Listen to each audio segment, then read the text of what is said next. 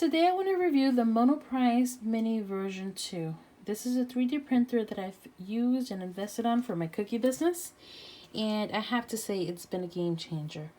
This particular printer is so easy to use. I've tried 3D printing in the past. I had this thing here, which is the printer bot, and it was a disaster. I was never able to get it to print. There was no support. It was just a nightmare. So it was a really expensive paperweight, and it was double the price of this one. So in the last few years, these particular printers, or all 3D printers, have gone down. This one is not the latest and greatest. It's not the highest model, but for my price point and for my needs, it's perfect. I use it to create my cookie cutters for my cookie business. I cut fondant.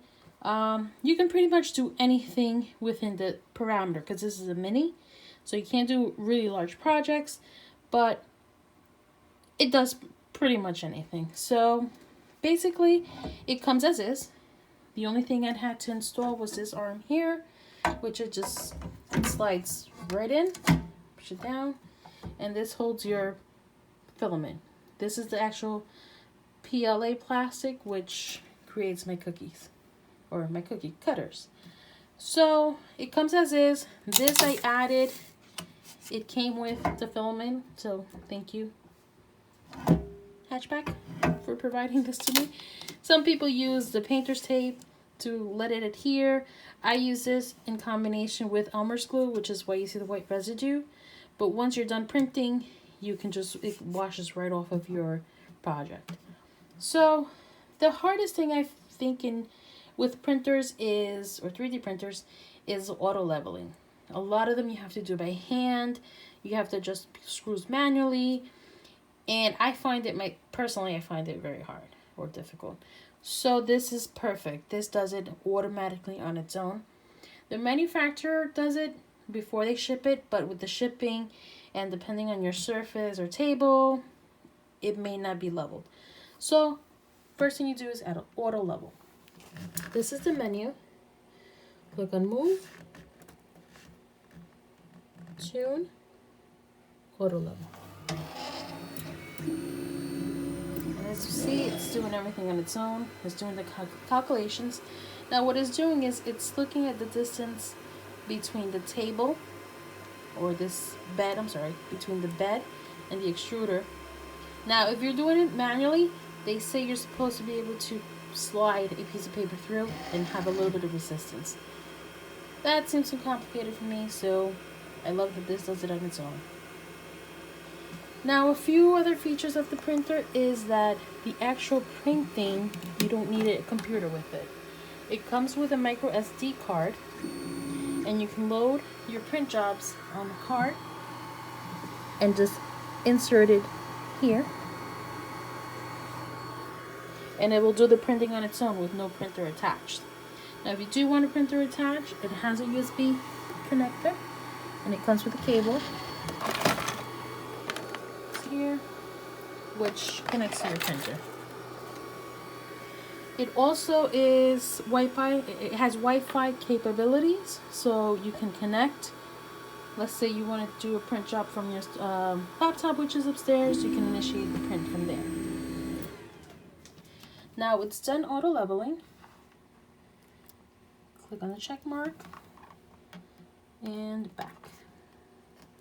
Now click on print, and it's going to load all of the jobs that I have on this SD card. So from here, I would just select the print that I want to do. Select this one here, and it's going to start. Now, when I create my print job, or the G code, I make specifications. Now, each supplier has their own specifications depending on the plastic that you're using. So for example, PLA, the nozzle has to be 195 degrees and the bed has to be 65 degrees. So this configuration is done when you're creating your print job, and I'm going to do a video on that on another occasion. But once it reaches these limits, then it's ready to print, and you'll see that it'll start printing. And there's nothing else that you have to do except for wait, and your print job is all done. Now The printer is also lightweight, so it's pretty portable. It's 13 pounds is what the box said, so I would take a little bit off of the box with the box weight. But that's pretty it. That's it in a nutshell. I do have to say the print jobs are pretty spot on. So this is my seashell, and I have to clean it up. This one just printed, so I haven't cleaned it up. This is of course a craze, which is the Fortnite boss dance, and a game controller. So you can do pretty much any design that you want. And I'll do a video on how to create your designs, and I'll also do a video on how to do your G-code and your graphics. So if you like this video and you think any of our other videos would be helpful, please subscribe. I'm also going to provide links as to where I got the printer, which particular model I got, because you want to make sure you get version 2 and not 1, because I don't think auto leveling is included in version 1. And that's pretty much it. So, oh, and if you do like our cookie cutters, I'll also put a link as to where you can purchase these.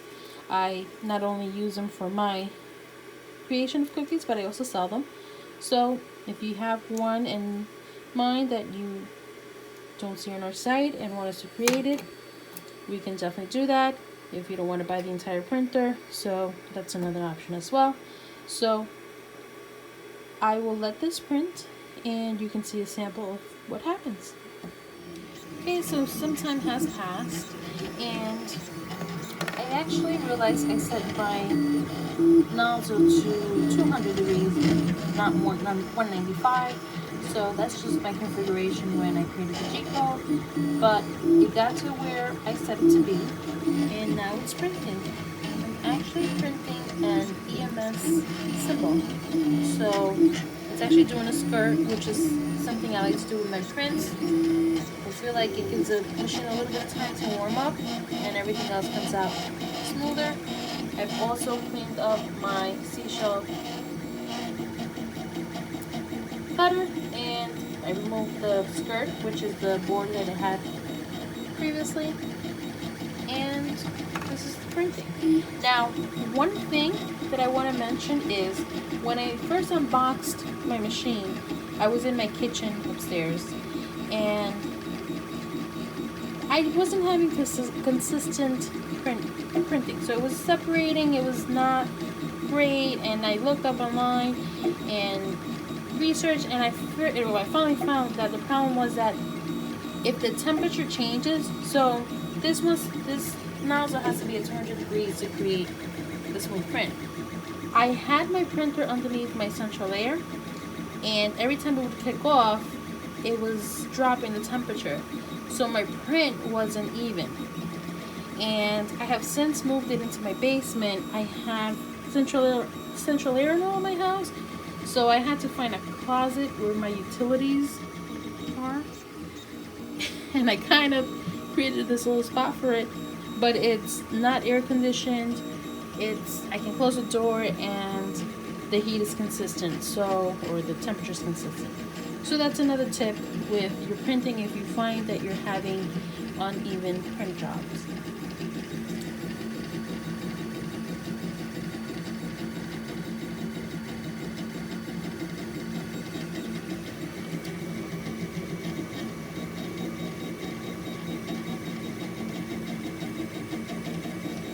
So my print has completed. As you can see, here is the symbol for EMS. It took 1 hour and 40 minutes, and from here you can either, you have to take this out, but if I wanted to do another same exact print, I can just click on one more, or I can go home and do something else. Now, the time it takes to print, it depends on the quality you select when you're doing your G file or your configuration file. It also depends on the size So there's a few variables that will determine how long a print takes, and as you can see here, it's pretty detailed and accurate. So I always use the best selection when I do the print, so it takes a little longer. But if you don't really care and it's something, a cookie cutter that you're going to be using for yourself, then you may want to lower that quality.